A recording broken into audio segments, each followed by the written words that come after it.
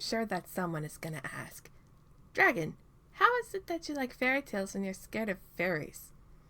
This love of fairy tales is not as common as the fear of fairies, but it creates this paradox of sorts, especially when the fairylands are involved.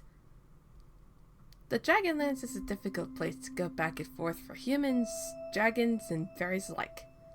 How manticores can go there is beyond me. But the fairylands? That's a different story. It's stupidly easy.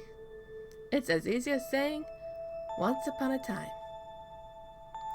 I hated, at first, going to the fairylands with my human parents all the time. All those happily ever after stories of the handsome prince and the beautiful princess, the misrepresentation of dragons, not to mention the occasional fairy or two, were not appealing to me. I had to get used to the fact that everyone else wanted to go, and as someone who had non-functioning wings, I kinda had to go with. If I hated it at first, how did I come to love it? It's simple, really. Everyone had a favorite person to talk to. One of my sisters, for example, was always the beauty who married a beast. As we continued to visit, my favorite was Cinderella. I always thought she was so pretty. There were plenty more from the fairyland, so I ended up loving. Eventually, I would seek out the fairylands myself. When I became a magical girl, I would get tasked with helping the fairylands occasionally. One such task in particular was Snowdrop's stepmother wanting back a particular magic mirror from the Queen of Hearts' castle. It was a self-mission. If the Queen of Hearts or any of her guards caught me, I would be in big trouble, to say the least. I don't know any stealth magic, so the fairy who helped me realize my true powers said she would help me. I'm keeping my eye on her. There was this huge hallway of mirrors. I couldn't comb through to find the right mirror. Any of them could be the one that the Queen stole. We couldn't just say the magic words to activate the mirror, as that would alert the guards. Fortunately, the fairy has spells up her arsenal to help see which one was the mirror the stepmother had. I had a hard time focusing, unfortunately. Some of these mirrors aren't magical, but still made me look crazy due to the build. Squiggly mirrors, mirrors that made me look tall. There were so many mirrors, I wanted to giggle so much. There was this one magic mirror that made me think. It was on the floor, probably to make room for the newly stolen magic mirror.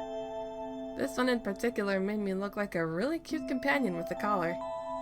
Most of my features were still there, but it also didn't look like me totally. I couldn't help but touch the mirror despite hearing whispered protests from the fairy. There was this flash of light and...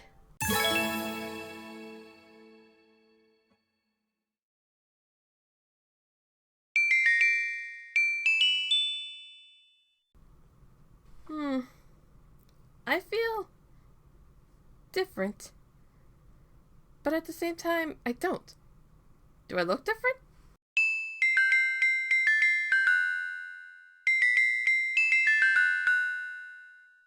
I see.